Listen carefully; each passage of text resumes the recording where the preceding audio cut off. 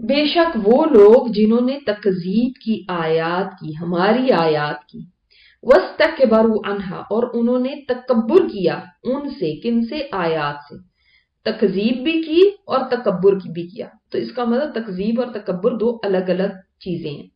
جب تکذیب ہوتی ہے تو اکثر اس کے پیچھے وجہ تکبر ہی ہوتی ہے۔ تکبر کا مزاج کیسے آتا ہے کہ جب اللہ کی آیات سامنے آ جائیں تو انسان کا کام یہ ہے کہ وہ جھک جائے، ان کو مان لے۔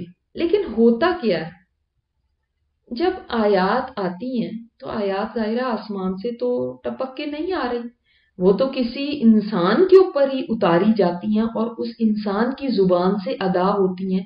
ان انسانوں کو رسول کہا جاتا ہے۔ اب ایک بندہ جس میں اپنی بڑائی کا احساس ہوتا ہے نا، وہ کہتا ہے کہ میں اس بندے کے سامنے کیوں جھکوں، اس کی بات کیوں مان لوں؟ کیا میں اس سے عقل میں کم ہوں؟ کیا میں اس سے اثر و رسوخ میں کم ہوں؟ کیا میں اس سے سرداری میں کم ہوں؟ خاندان میں اور دولت میں اور اسٹیٹس میں، اس میں کسی طرح بھی اس سے کم نہیں ہوں، تو پھر میں کیوں اس کی بات مانوں؟ اور آپ نے دیکھا ہے اکثر جو پیغمبر ہوتے ہیں وہ بہت بڑے کو بادشاہ نہیں ہوتے کسی ملک کے، وہ بہت بڑے بڑے سردار نہیں ہوتے۔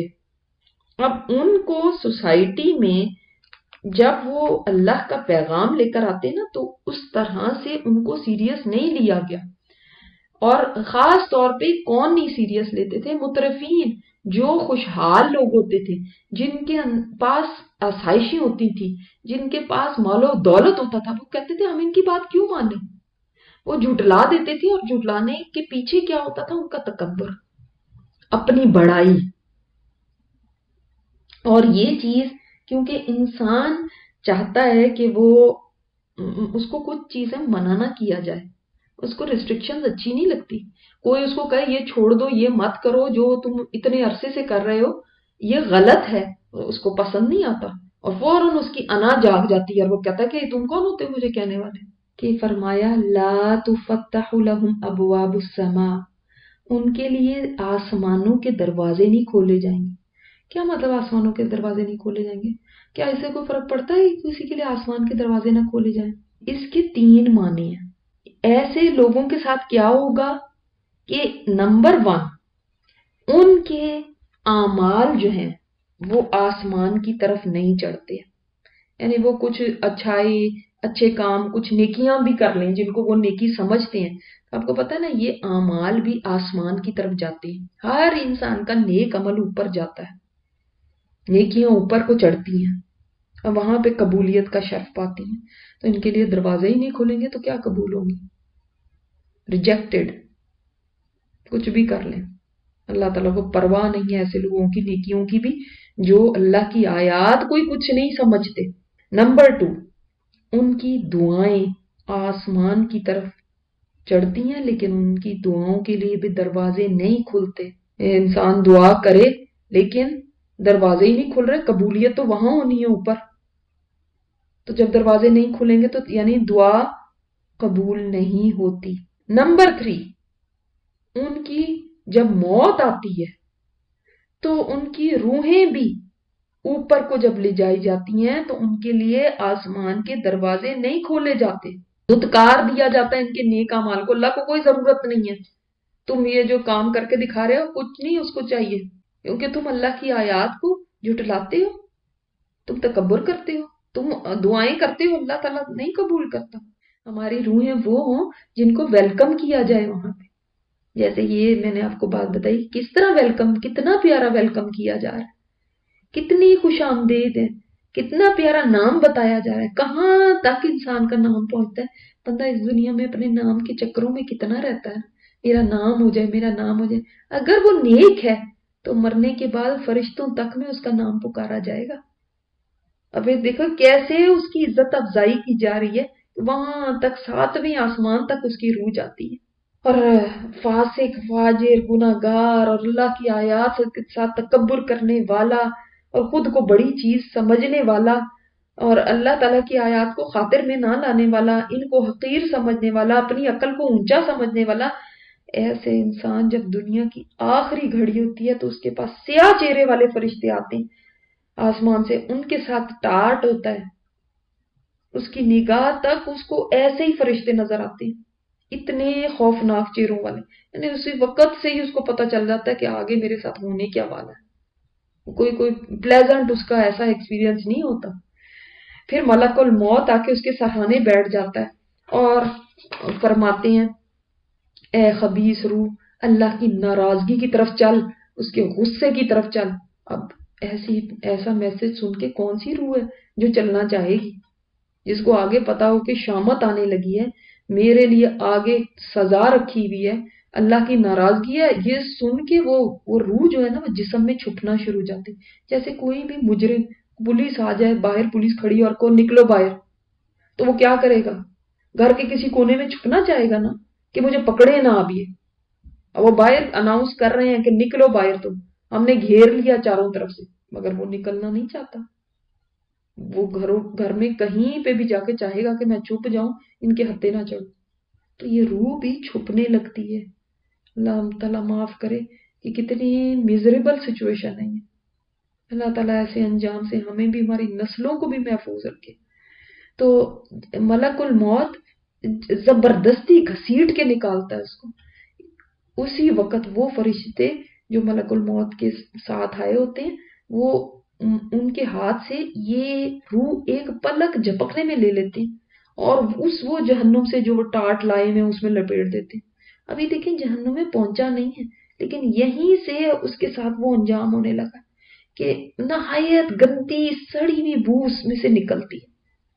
یہ اس کو لے کے چڑھنے لگتے ہیں، لے کے اس کو بھی چڑھتے ہیں، ایسا نہیں کہ نہیں لے کے چڑھ، لے کے اوپر کو چڑھتے ہیں۔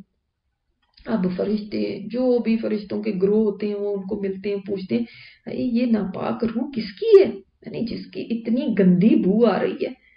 تو وہ اس کی روح کا بدترین نام دنیا میں جو تھا وہ بتاتے ہیں۔ پھر آسمان کا دروازہ اس کے لیے کھلوانا چاہتے ہیں مگر کھولا نہیں جاتا۔ تب آپ صلی اللہ علیہ وسلم نے یہی آیت تلاوت فرمائی، لا تفتح لهم ابواب السماء۔ یہ حدیث اس آیت کے ساتھ اٹیچڈ ہے اس کی تفسیر میں۔ تو اللہ تعالیٰ کا ارشاد ہوتا ہے کہ اس کی کتاب سجین میں سب سے نیچے کی زمین میں رکھ دو۔ اب سجین اور علیین کیا ہیں؟ کیا وہ کتابیں رکھنے کی جگہ ہیں؟ کیا وہ روحوں کے رہنے کی جگہ ہیں؟ وہ کیا مقام ہے، یا وہ کیا کوئی دفتر ہیں، یا کیا چیزیں ہیں؟ ہم نہیں جانتے۔ ہو سکتا ہے سب چیزیں ہی ہوں، اس کے اندر کتابیں بھی رکھی جاتی ہوں، نام لکھے جاتے ہوں، اعمال نامے اس میں رکھے جاتے ہیں، اور روحیں بھی رکھی جاتی ہیں۔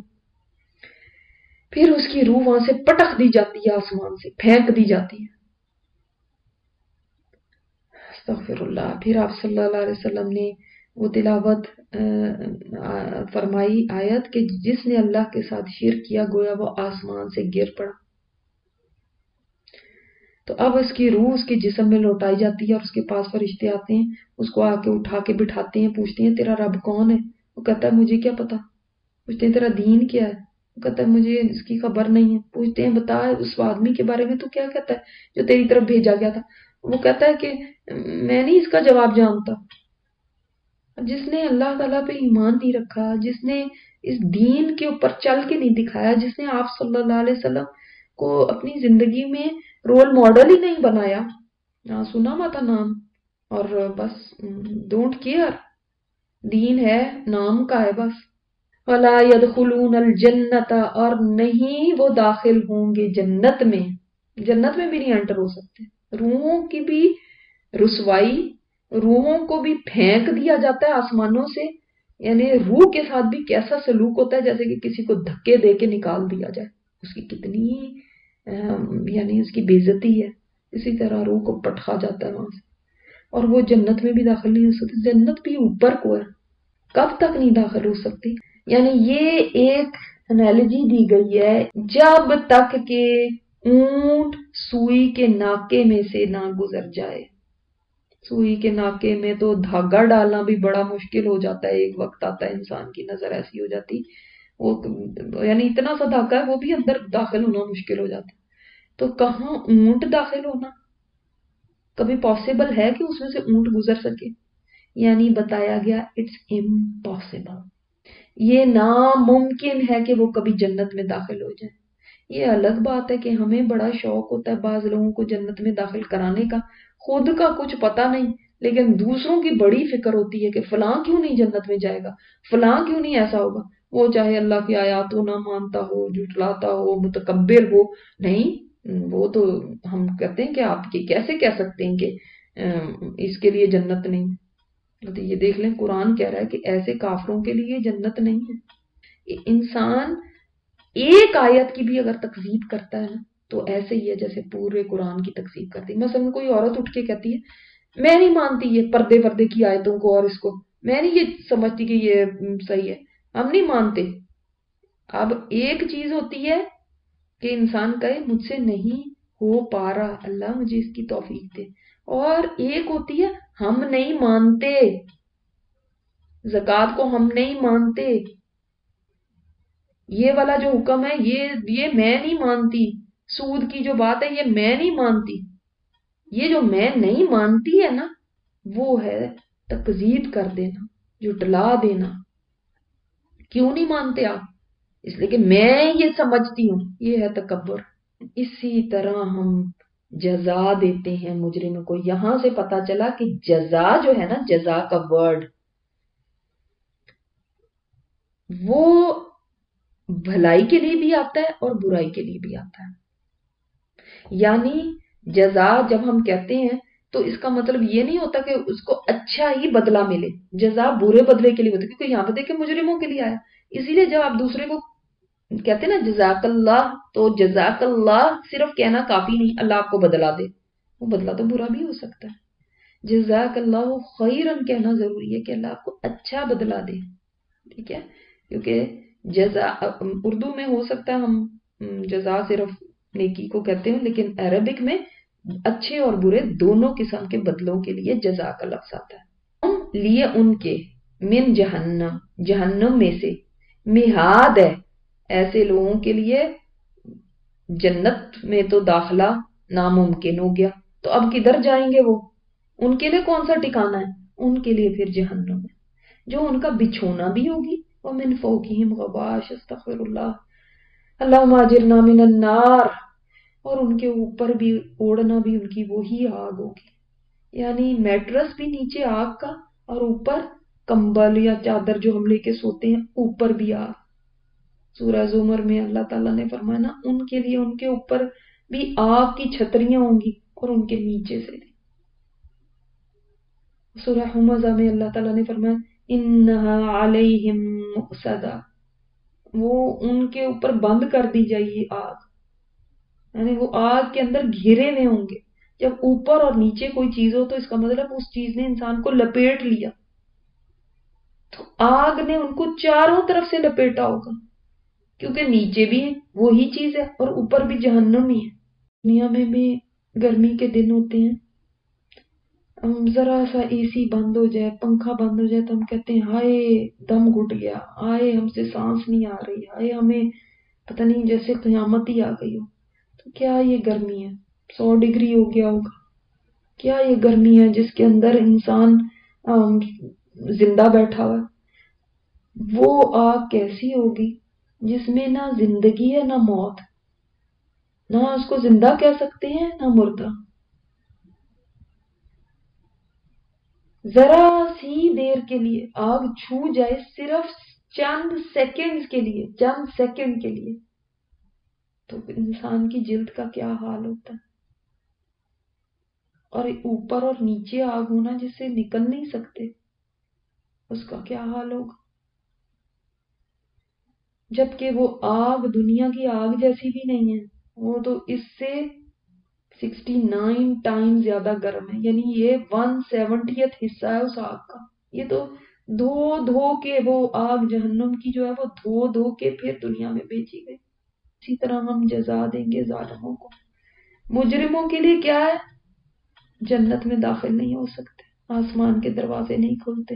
ظالموں کے لیے کیا ہے؟ جو ظالم ہے، ظلم کیا چیز ہوتی ہے؟ حقدار کو اس کا حق نہ دینا۔ اللہ تعالیٰ کا حق ہے کہ جو اس نے حکم دیا اس کو مانا جائے، سر تسلیم خم کر دیا جائے، سمعنا و اطعنا کیا جائے۔ اللہ ہم نے سن لیا، ہم نے مان لیا، ڈر ڈر کے رہا جائے، اللہ تعالیٰ کی کسی بات کی نافرمانی نہ ہو جائے، کہیں کوئی میرے اندر بڑائی کا اپنا احساس ایسا نہ آ جائے کہ میں اللہ کی آیات کو پیچھے کر دوں۔